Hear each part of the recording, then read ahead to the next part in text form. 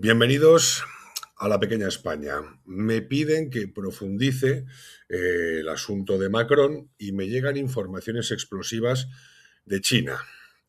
Así que vamos por partes. Macron engañó a toda la clase política y a toda la sociedad en Francia. Primero engañó al entonces presidente, el socialista François Hollande. Eh, Macron era apolítico, había hecho fortuna en un banco y llegó como independiente y nadie sabía si era más socialista, más de derechas, más centrista. Y entonces él prometió apoyo a Hollande, pero cuando la popularidad del presidente se desplomó debido a su nefasta gestión, porque dejó el país hecho un asco, Macron sacó el puñal y se lo clavó. Y también engañó a la derecha tradicional, diciendo que él era un poco de todo, pero mucho de nada, y al final se presentó como moderado centrista independiente, y la sociedad le compró la moto y ganó la presidencial y obtuvo una mayoría insólita en la Asamblea. Hoy Francia está más arruinada que nunca, endeudada hasta las cejas. Tiene la mayor presión fiscal de la OCDE.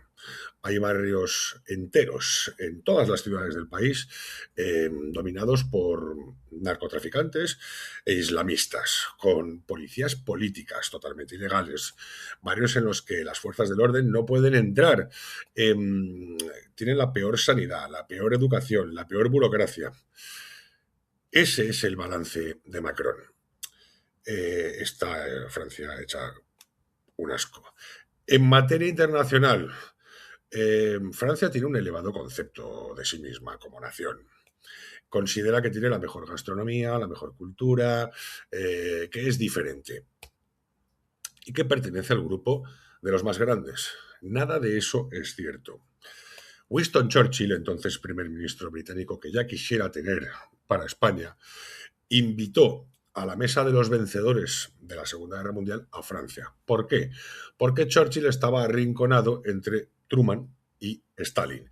La Unión Soviética controlaba la mayor parte de Europa y Estados Unidos estaba arrinconando y consiguió desmantelar el Imperio Británico. No hay nada como tener un buen amigo. Entonces Churchill se sentía solo y desamparado e invitó a Francia, a través del general de Gaulle, presidente francés, a la mesa de los vencedores. Y Francia se lo creyó y lleva 80 años convencida de que ganó la Segunda Guerra Mundial.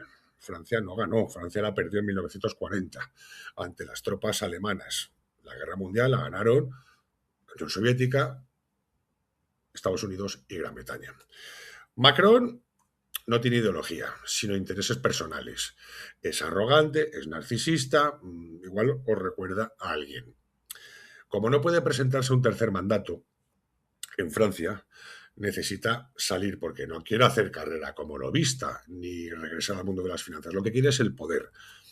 Quiere sustituir a von der Leyen y por eso le tira los tejos. Quiere convertirse en el presidente de la Comisión Europea y quiere tener poder absoluto. Entonces lo que pretende es diluir la soberanía y las competencias de los países miembros de la Unión Europea y convertirse en un presidente omnipotente. Por eso se enfrenta a Trump y por eso quiere declarar la guerra a Rusia.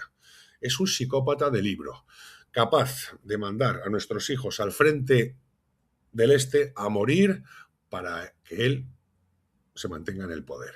Ese es Macron y esta es la versión corta. Entre tanto, en China se habría producido una asonada. ¿Os acordáis cuando os hablé de Zhang Yuxia, el militar más condecorado de la historia de China, hombre de confianza de Xi Jinping? Os dije que era posible que le hubiese arrebatado el poder militar al presidente. Bien, según informaciones sólidas, hace una semana más de un centenar de hombres armados penetraron en el complejo residencial de la nomenclatura china, donde están los altos funcionarios, incluidos el presidente, y se habrían producido enfrentamientos brutales, con decenas de muertos. Al parecer, la Guardia Presidencial neutralizó a los asaltantes. Y Xi Jinping ordenó la inmediata detención de Yuxia y del jefe del Estado Mayor. Es tremendo lo que está pasando y hay un silencio absoluto. Lo que se ha filtrado oficialmente y que han recogido algunos medios de comunicación es que Yuxia y el jefe del Estado Mayor han caído en desgracia por corrupción, que es el arma, como os dije, que utiliza Xi Jinping para destituir y hacer desaparecer de la escena a aquellos que ponen en tela de juicio su poder. No le van bien las cosas a Xi Jinping, a pesar de lo que se cuenta por ahí. China, la burbuja inmobiliaria ha estallado, la clase media que había conseguido salir adelante se está arruinando y hay un índice de paro espantoso entre los jóvenes. Ese es el balance de Xi Jinping, que además tiene ahora abiertamente enemigos que ya se han quitado la máscara. Intentar un golpe de Estado, una sonada militar en China prácticamente no tiene precedentes, por lo menos en los últimos 40 años. Todo se hace entre bambalinas y de manera muy silenciosa y muy discreta.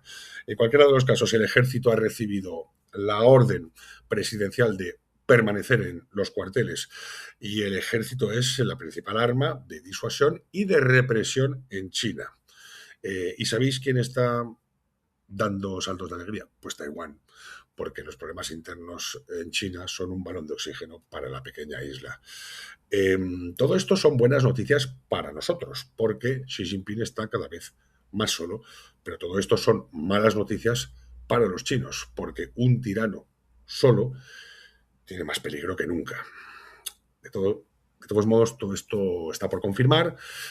Al parecer, las informaciones serían fidedignas, hay que comprobarlas, pero de ser así, la imagen que el mundo tiene de Xi Jinping no se correspondería con la realidad, porque estamos hablando de un dictador eh, con un aroma a final de ciclo. Hasta pronto.